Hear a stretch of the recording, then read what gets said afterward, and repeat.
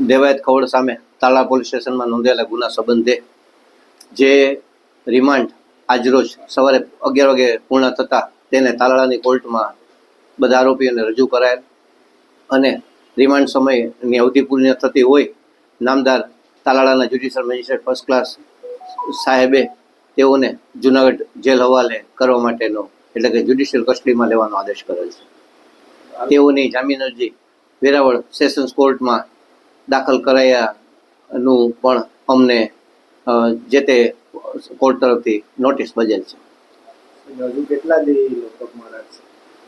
આ કેસમાં જામીન અરજીની સુનાવણી આવતીકાલે તારીખ 18મીના હાથ ધરાશે અને ત્યારબાદ નામદાર કોર્ટ તે સંબંધે